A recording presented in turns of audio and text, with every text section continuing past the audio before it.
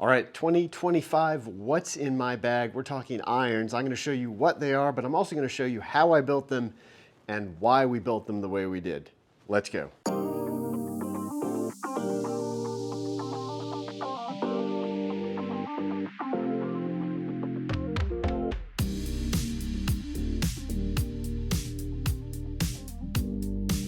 Hi everyone, welcome back to the channel. Hope you're having a wonderful day. So this video, we're going to be doing three things. I'm going to be showing you the build for my new irons. I'm going to be revealing exactly what's in them. And finally, we're going to hit some balls with them, see what I think, see how they initially feel.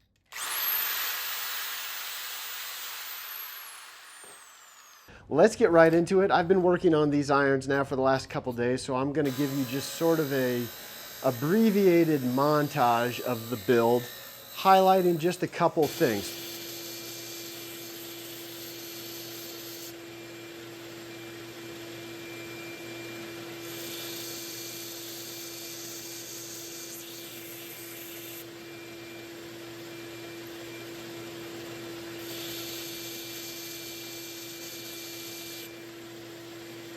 All right, now if you've been watching some of my recent videos, you may know that I've been getting into this idea of extreme counterbalancing. So what you're gonna see in this build video may not be overly surprising. If you haven't seen those videos, then things may look a little and sound a little different from what you typically think of for an iron build.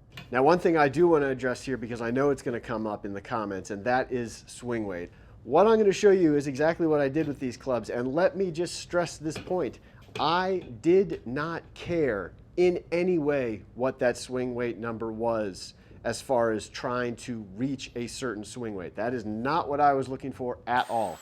My only concern was making sure that all the clubs in the set were consistent in their weighting, and that's all I focused on. So when you see me measuring these clubs for swing weight, you're going to see some pretty ridiculously high swing weight numbers. But the reason for that is, one, they're all 1.5 inches longer than standard, and two, I did not put the counterbalance weight in, and I did not put the grip on. So this is just the shaft with the head on it and just swing weighting it that way. Again, just to give me where the basic balance is of each of these irons so that they can be consistent. Most of them all came out exactly where we want them. I always like if we can get a slight progression of a heavier head feel as it moves into the shorter clubs. That's ideally what I like, and hopefully in most cases that's what happens. That's definitely what happened here. A couple clubs you'll see came out a little bit light, so that meant adding some graphite tip weights, these little lead weights.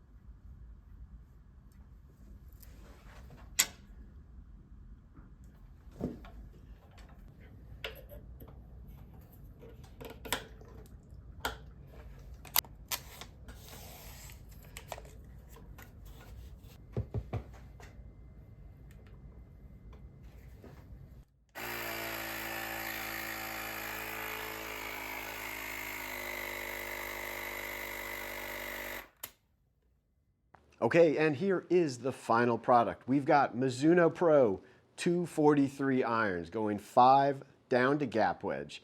I've got Fujikura Axiom 105 in extra stiff, and I've also got Lamkin Crossline 360 gray grips in mid-size. Also, of course, got to have some custom ferrules, so we've got some BB&F. These are called Scarface. You will notice that each ferrule is slightly different. The color progression on them is sort of a gradient, so it flows and moves as you go through the set. So each one's a little different. Now again, these are set up in my extreme counterbalance design, which means 1.5 inches longer than standard. And you saw me during the montage there inserting those 25-gram butt weights into the butt end of the shaft. Okay, let's get started. I've got 9-iron here right now. Again, extreme counterbalance means that I'm going to be choking up basically that 1.5 inches right there to see if I can keep my hands a little quieter. And we'll see what kind of numbers we get out of this setup with this 9-iron.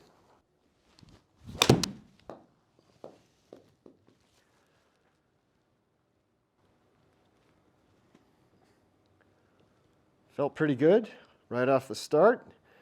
Nice solid thud feeling when I hit it. 91 miles an hour, so pretty quick for a 9-iron. And whoa, and 157. That one you tug just a little bit, so I'm sure that one will be a little too long.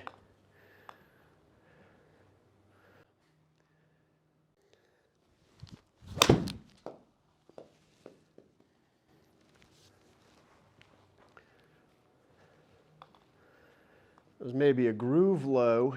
Now I'm also going to show you here all the lofts and lies. So I adjusted all the lofts and lies. I'm putting them right down here so you see what they are.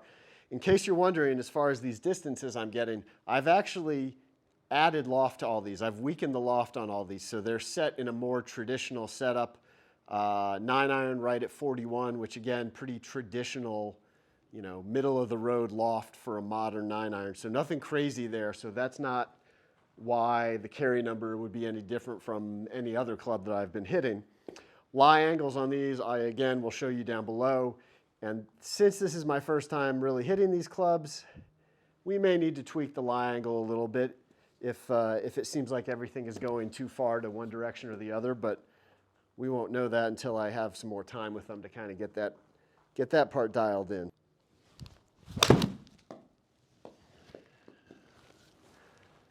That was a better swing. All right, I'm interested to see what the 7-iron does because again, the 9-iron definitely seemed like swinging it a little bit faster. Typically, again, 7-iron kind of tops out for me like 92 when I'm swinging, so that's usually where I would expect this to fall, but we'll see what happens. It was hit like a cannon. Again, just a little bit to the left. Not bad. Hit solid. Oh my, 195. Now again, I did hit it a little bit further left. So, but look at that club head speed. 95. That is not a number that I am used to seeing out of a 7-iron.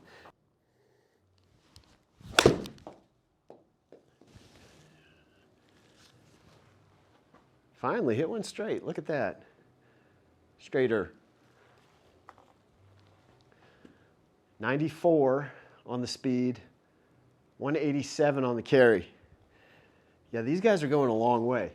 Usually 7-iron in here with traditional lofts, I'm usually right around 172 to 176 on the yardage. So again, we got some more speed, we got some more distance.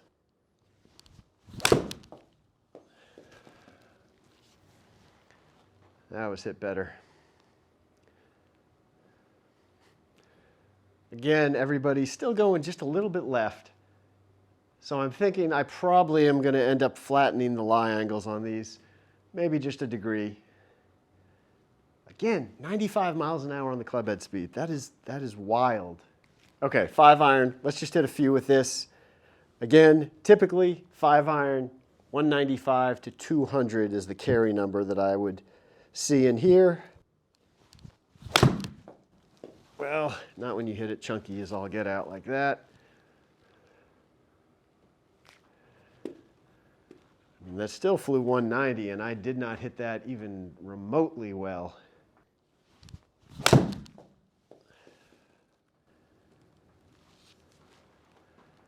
Again, just a little bit to the left, but that went a lot. Oh man, I mean, come on, that's just silly right there. Again, I closed it a little bit with the draw, but 217 on the carry is not a 5-iron, I promise. It says 5-iron. That was a good swing right there.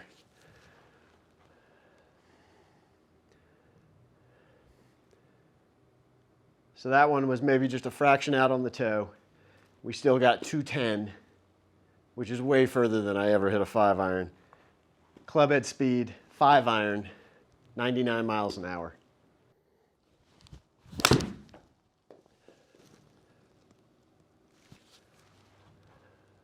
Really good contact there.